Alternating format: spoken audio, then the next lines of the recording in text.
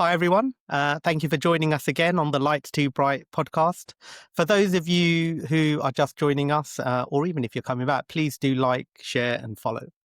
Today, I'm fortunate enough to have joining me a friend who, as with many friends in optometry, was a friend of a friend, and now is a friend. He is a partner in a fabulous independent practice in Herefordshire and works with or used to work, I guess, with one of the potentially scariest men in the profession. And if you've been examined by him, you know what I mean. So I would like to say hello and welcome to Mr. Nicholas Black. Hi, Nick. Hi, Kaya. Thanks very much for having me on. No, mate, I really appreciate you taking the time. I know it's busy, and you know you've got a lot of clinics and stuff going on. I've actually never asked, are you a Nick or are you a Nicholas? It depends if I'm in trouble or not. But yeah, my mother taught me to respond to most names. So Okay, most names. So there's more. there's definitely more, yes. But yeah, Nick is generally the one that I most Okay, fantastic. And let's start with what you do. I alluded to it, but what do you do at the moment, Nick? well, I work at BBR Optometry, and my skill set in clinical capacity is I'm a contact lens optician, dealing with a lot of complex hospital um, contact lenses, um, and also I have a low vision specialty.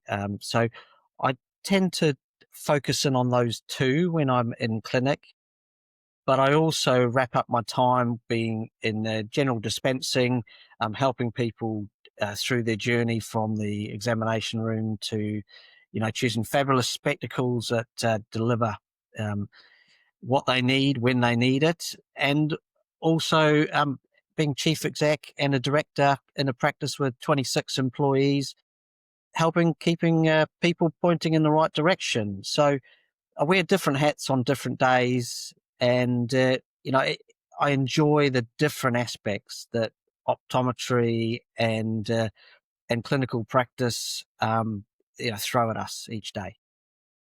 I mean that I knew the team was big, but I didn't know it was 26. So we're at like 10, including me. So you guys are more than, you're double the size of TKNS.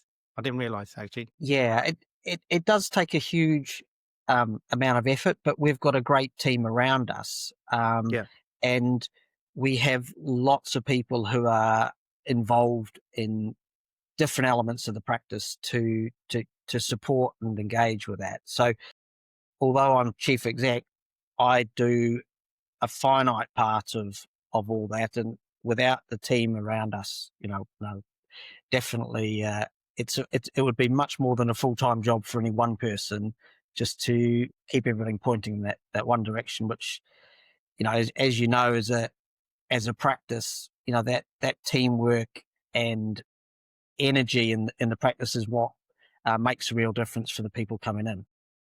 Yeah, I totally agree. I'll get back to the practice because I've got a few questions about transitions and things like that, which you've obviously done um, from when you started. But let's go back to the beginning. That's obviously not a Hereford accent. Where is home? Where did you kind of grow up? Did you want to be an eyes? When. Yeah, it is quite a funny story. I mean, we all have interesting journeys along the way. I'm a Kiwi, so I spent the first 23 years of my life in New Zealand, in and around Wellington, and jumping the ditch between the two islands.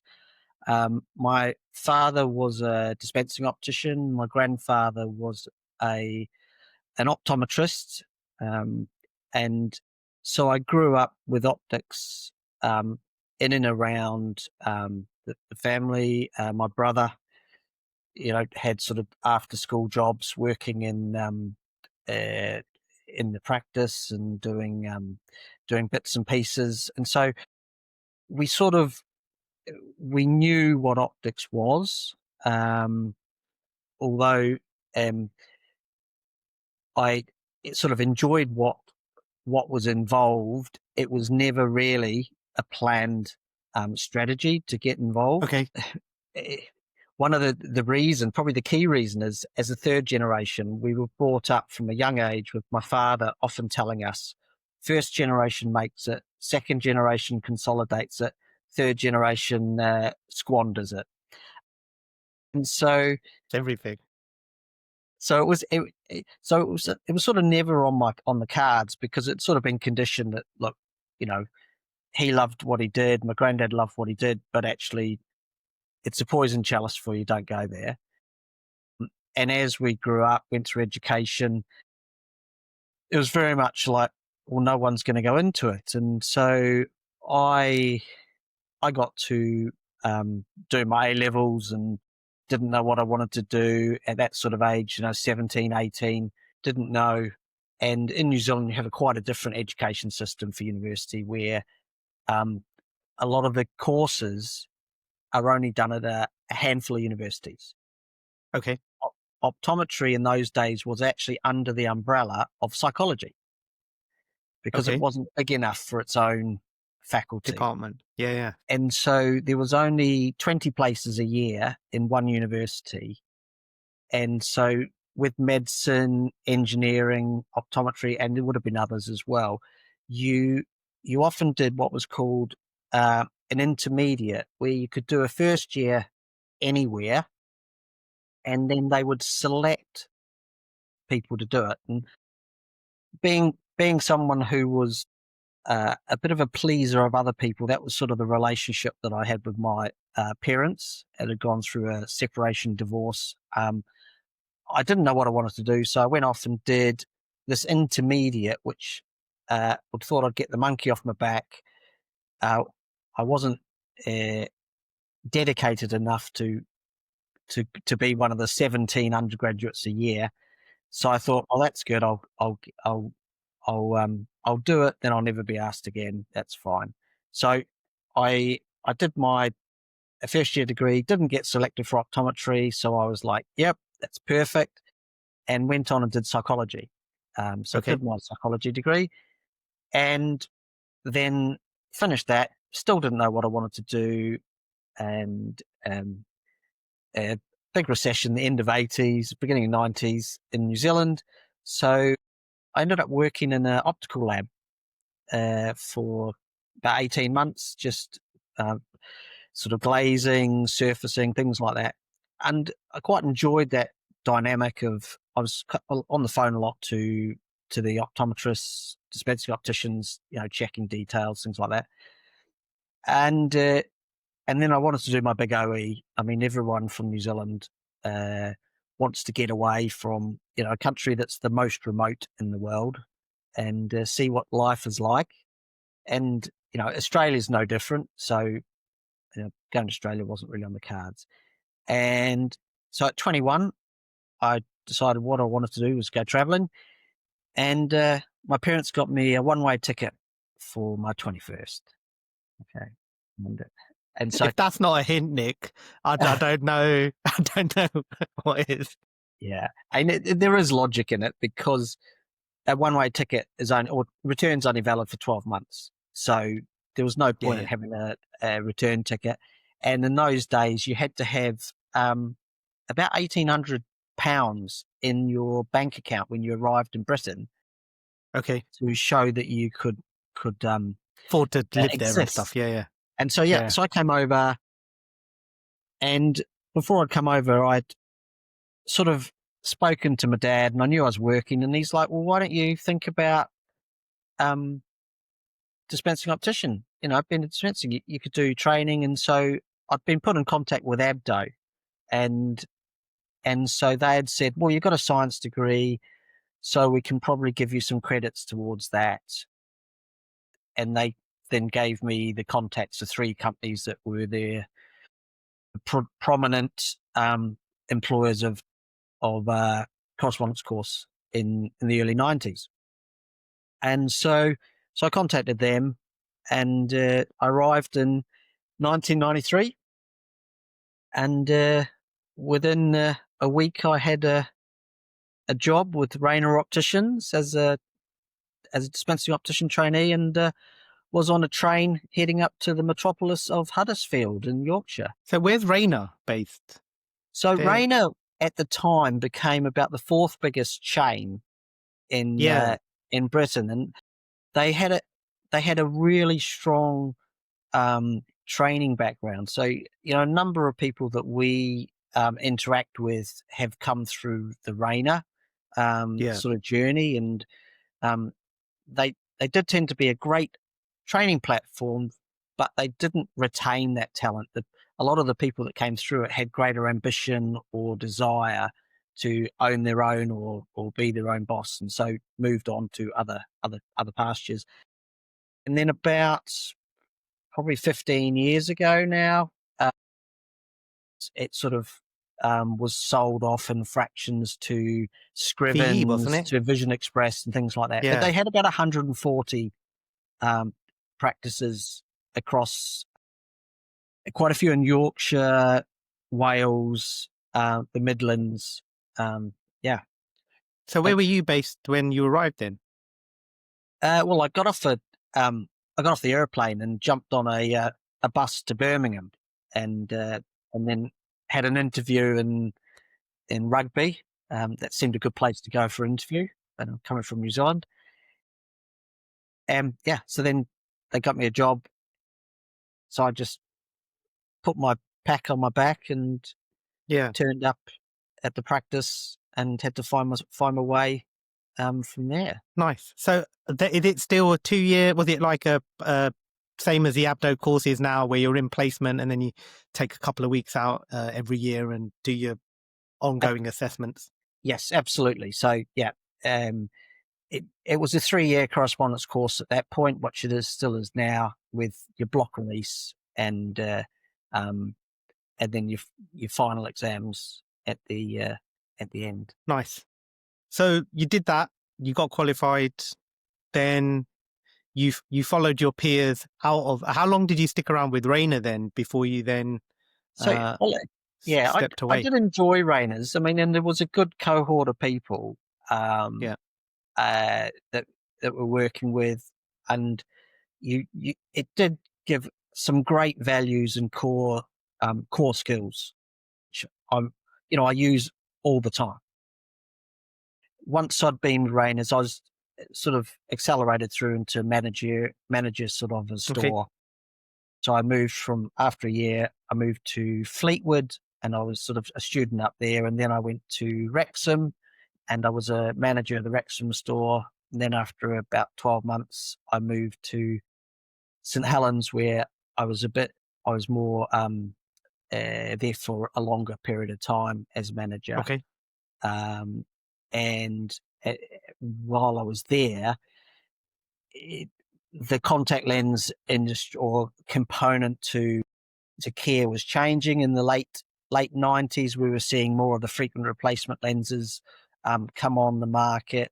Keyur one-day lenses were just arriving, and so there was a culture shift in terms of the Rayner plan of actually how are we going to engage with contact lenses.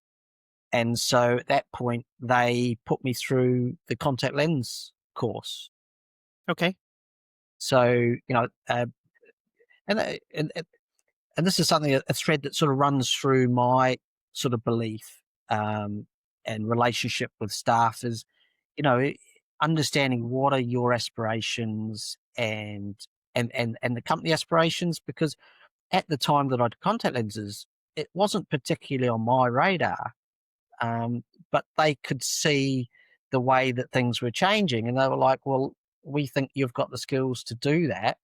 We would be happy to support you. And so things like appraisals and stuff, that they become really important, but it's a two-way street. And sometimes maybe you don't know what your next step might be and someone else does. And that was definitely a case for me, where they encouraged me to look at that.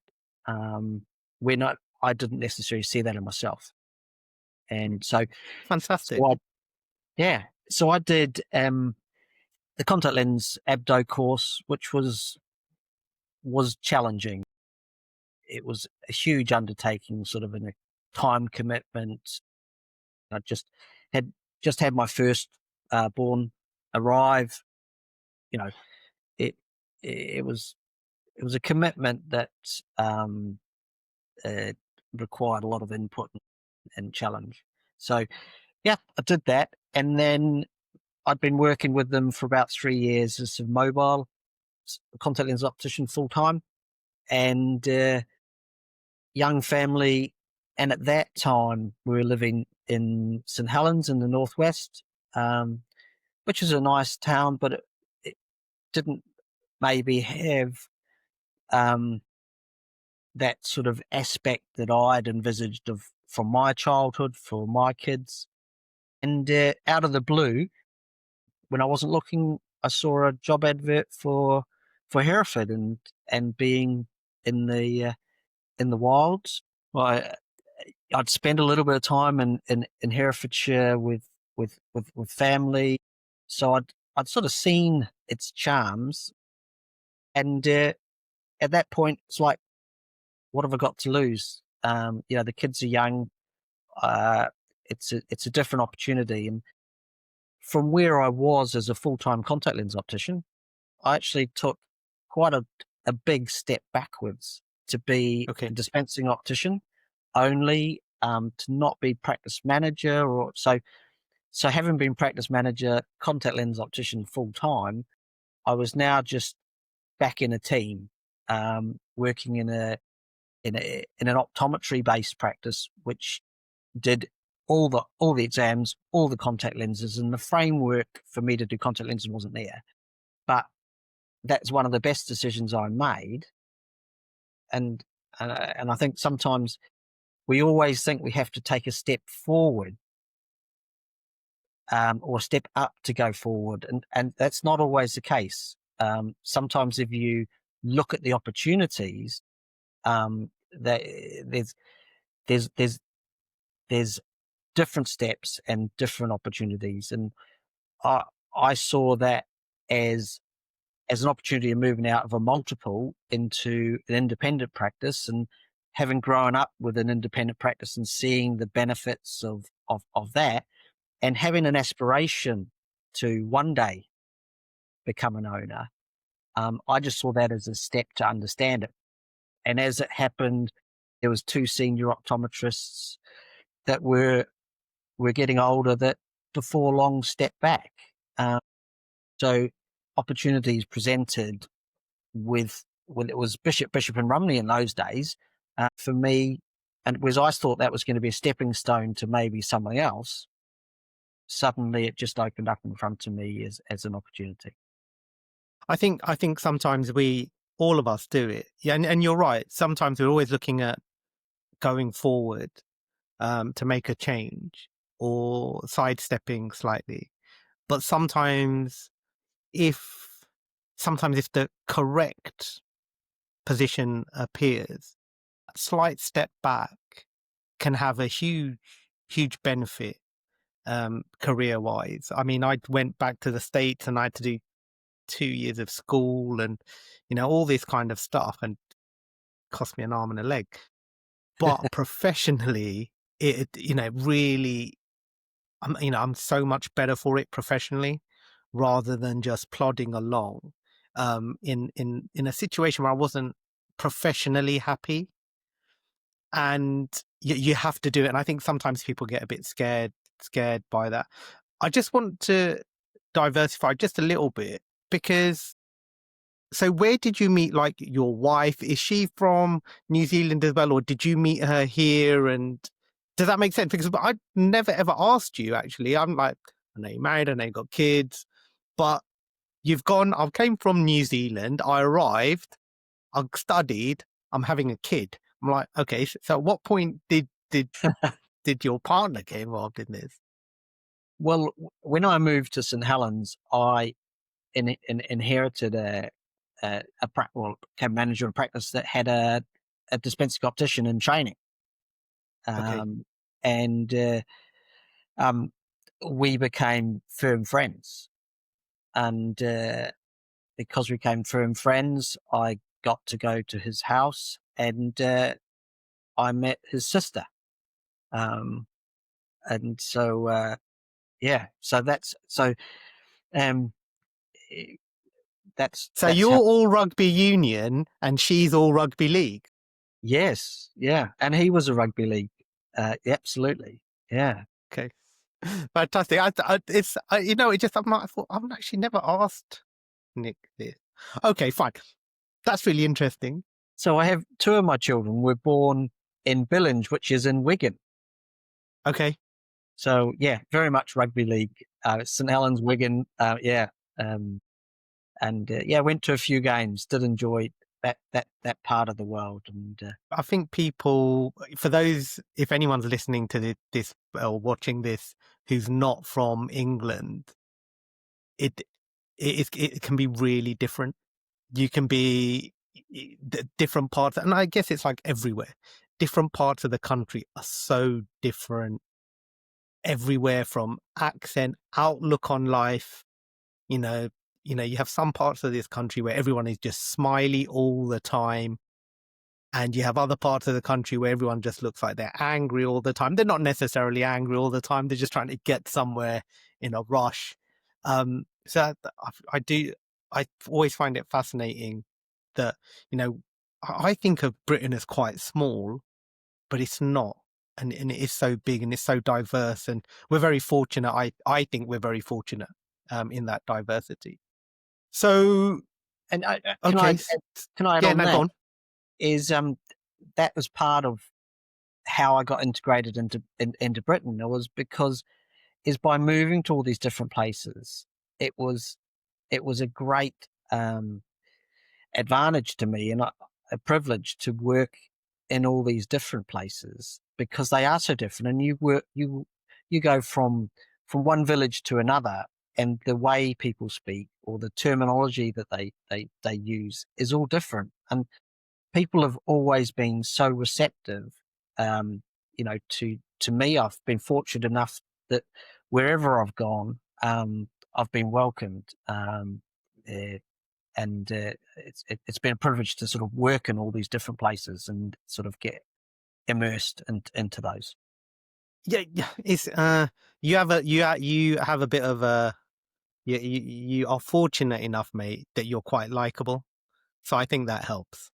I mean, I think that's bearing on it. I mean, if you were a bit more abrasive, then that might not have gone down so well. But again, to your point there, I do think it's important professionally if you can move around. I do think that really helps. I think we get a lot of professionals now. You've probably seen it when I'm going to get onto management and stuff like that. But you've seen it now where people very much want to be where they are, and they're not prepared to maybe step away. I talked to a couple of people who are involved with pre-reg and things like that, and they find that people are not prepared to travel, and that is a shame, I think, because the learning experience of not necessarily cultures, but you know what I mean, different communities is probably a better way of describing it. There is so much to gain from that, and so much to learn from that. Positive and negative, I guess. And it is a shame we don't travel a bit more. And I absolutely agree. And as an employer, it has been a challenge over in different pockets of time. Attracting people to the practice, and being somewhere that's in a rural. Although we work in a city, we're relatively rural and not near a major city. There has been a frustration sometimes that you've got opportunities in lots of different places, and sometimes individuals maybe don't uh, fully appreciate some of these opportunities, even if it's short term. That how you can shape and grow um, to become a better practitioner and individual. Um, And uh, we we have an environment where there's a strong uh, what's the word, recruitment society, and and yet people that reach out and do that work themselves come across much more favorably as an employer, because you're thinking actually they want to engage with us. And so there is an element from dispensing opticians, optometrists, how they want to expand their skills and, um, you know, reach out and do a bit of that, that dog work, and, yourself, and you'll be seen better for it. Yeah. Talking about expanding skills then, thank you for that. That's a lovely segue into my next question. How did so what happened then? So did you then end up did you go into low vision, or did you kind of persuade them to create a more of a contact lens optician role within BBR? How did that segment happen? So the low vision arm came first. When I was in St Helens, we had a low vision contract at the local hospital. So I started being involved with low vision, um, and so you'd sort of develop those skills, although they weren't formalised. And when I moved to BBR, they had an established low vision service, which was only run by optometrists across Herefordshire. Herefordshire was the first community low vision service in the UK, which was in either 1994 or 1995. Nick Rumney set that up. Obviously, he's got a strong interest in low vision, and that sort of came from his part of his times out in Australia. And so um, they built this pilot in Herefordshire, which took off, and it sort of just it ticked along, and it became the basis of what Barbara Ryan and others, expanded and enhanced for the Welsh service, which became known as globally as the gold standard of low vision service. But the basis was in Hereford, and when I first moved to Hereford, it was like, well, you have all these skills, and if we use you, then we can save optometrist time. If we think back 25 years or a bit more, um, you know, the optometrist wasn't maybe doing the full scope they weren't doing the full scope of practices that they do today. But by me taking some of the low vision work, it meant that there was expansion or utilization of the optometrist, and in a different sort of cost base, a bit like we use CLOs in practice all over the place. They deliver a skill which frees time for optometrists, and now with all the other services that are involved, like you're massive into your IP and glaucoma and all those other expansion of skills. It's like, well, the optometrists, if they keep expanding and expanding, they've got to be able to distribute some of these other things to others. Otherwise, there's no time to do everything. Yeah, and you'll know this as well as I do, because we've talked about this, and providing services, what optometrists want to do, being clinically acute is what optometrists really, I think, well, the optometrists I tend to hang out with, that's what they really want to do. And the CLOs want to be able to provide the best products. People are looking to develop, but also ultimately you have to be able to pay the bills. And sometimes the clinical stuff that doesn't pay the bills, because particularly if you are stuck in a contract by the NHS, there can be severe limitations in terms of funding. So you do have to think about how to best manage your time and your assets to make sure that you are cost effective and able to pay the bills, because you've got to keep the lights on. And you can't, charitable work unfortunately doesn't keep the lights on, and you have to get that balance right. Absolutely. I mean, and there is a balance between attracting enough people, um, and uh, sometimes there will be a viability of well, we can tolerate some aspect if it brings some return in other ways. But as a business, you're absolutely right. If it's not viable, it's not sustainable.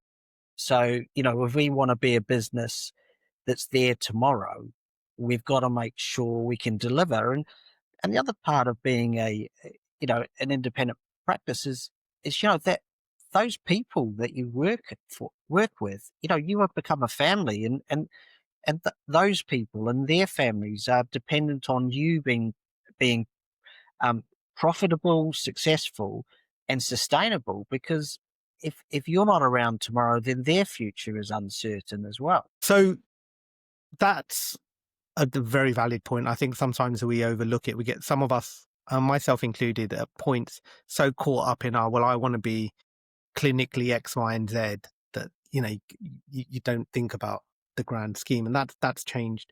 When did you become a partner within BBR? When did that happen? Was that something when you joined, you went, this is my long-term goal? Was that something they went, you know what, Nick, we like you, you're a good guy, why don't you come and help us along this journey?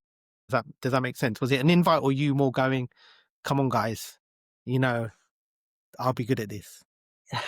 Yeah, it was a process, and probably immediately it wasn't an obvious opening. It was an aspiration that I had, and I vocalized that to Nick, but it was some time before we realized the actual um, shareholding change. But I moved there in 2002, and in 2005 I became a director. So I became a director with no financial input. Yeah. Um, Yeah.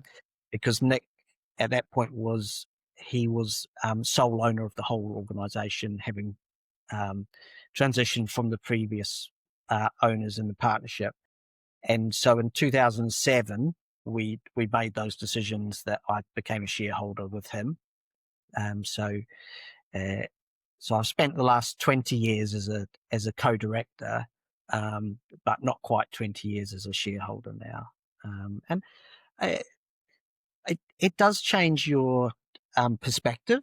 Being a director was, obviously a responsibility, and uh, um, but actually having skin in the game changes that aspect as well. And so it's quite interesting to have actually had both roles, and and now we have the transition. We've got a new team around us, going forward from this year. So there's now 5 of us um, working with HG in the practice, and and so we're learning a different dynamic, which is great fun, but it's an investment of time and energy and learning how we get the best out of each other.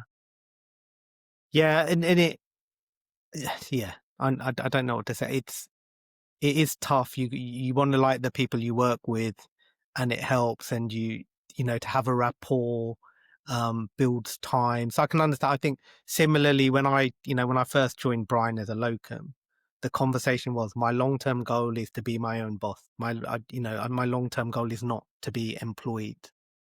I need to have some skin in the game, as you so uh, well put it. Took a couple of years of, initially I was and that was when I went in as a locum. And then we got there, and then they looked to change the business. And then that was my entry point into the business, and things like that. But I think if that's something that you want, I think it's important that I think it's kind of important that you let people know that you want it. Otherwise, people won't know, and they'll just assume that you're happy where you are. And I think you raise a great point there. And things like appraisals and development are really vital within an organization, and some people fear appraisals. They think, oh, it's a negative, but I just see them as a massive positive. I really want to understand what's going on, what's making this individual tick, what are their aspirations, and how do we get the best out of them and for them and for the business. And very occasionally over the last couple of 20 odd years, an appraisal has been an instigator to say, look, we're not a perfect match.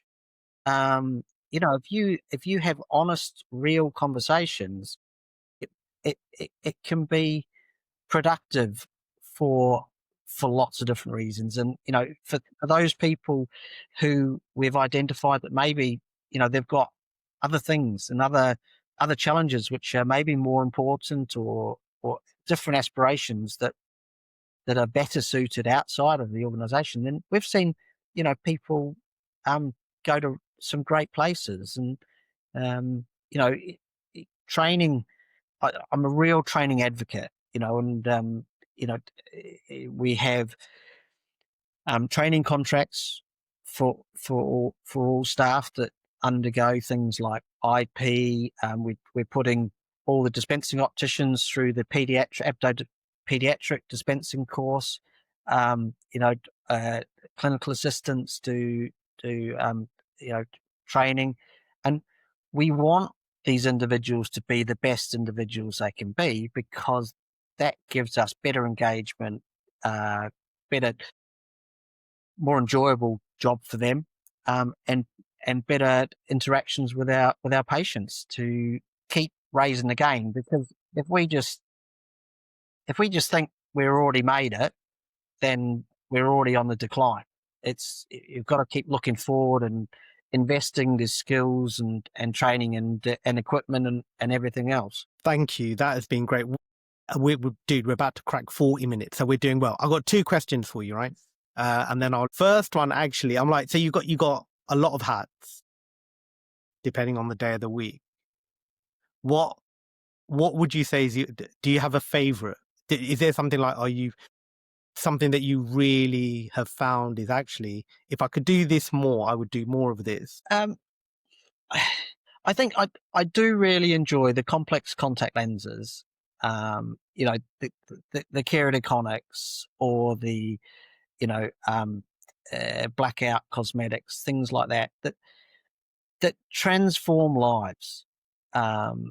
You've got people that have been in tears because you have given them back something that they have not had, or the low vision. And it is so empowering when you see someone get something that means so much to them. And I think we're in a privileged position, and you see it in lots of different areas of practice. And that's where I see it, and other people see it when they do different things.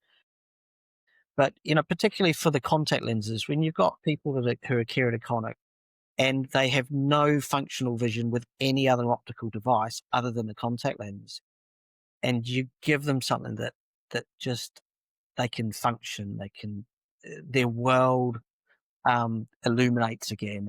It is great. I agree. And it's one thing that we as optometrists, and I speak obviously from an optometrist background, is something that you're essentially trained to do from the go. With dispensing opticians, slightly different in that you have to go through the CLO program, but you're trained to do it. You don't have to do further diplomas. You can, and all that kind of additional stuff is great, but you've got the skill set. And for me, it came mainly from, I didn't do any additional stuff. It was just like, right, well, you're in practice, let's do it. And that hands-on experience really helped broaden my education in that field, because prior to working with Brian, I wasn't doing it very much. And then I kind of got launched into it because Brian did it, and someone had to help him out or see his patients when he wasn't in the building. So I agree with you. That stuff that makes people go, "Oh wow, so I am allowed to drive now." Well, yeah, if with your contact lenses in, yeah, you can drive. And that the truly life changing stuff on those invisible disabilities that people like to, they like call it those invisible disabilities where you don't necessarily see something. That is great. And then the last one, as with all of my guests, if you're going to give some advice to a peer colleague, life advice, professional advice, I don't know, is there anything that you would say to them that you'd go, you know what, this is a good piece of advice, take this to heart, it will help? I think probably is we can often get focused on salary as a motivator. And I think really look at your own skills. And if you want to invest in yourself, what gaps of skills do you want to develop and drive, and where might you get them? Okay, because um, if you widen your base to be the best person in those areas that you're really interested in, you'll then accelerate through wherever you need to be to get to your places that one will make you happy and that will deliver a better return. That's great, because no one's actually come at it like that before, and that's really nice that you've said that. And I can appreciate it just based on life and stuff, but sometimes hearing other people say it really kind of enforces that develop yourself, and the salaries and things like that should, fingers crossed, follow in appropriate. So I'm going to leave it there, mate. I really appreciate you taking the time, and I would just like to thank you very much, and fingers crossed I'll see you in December. Yeah. No, thank you very much. It's been an absolute pleasure, and always wonderful to chat to you. Thanks very much. Thanks, mate.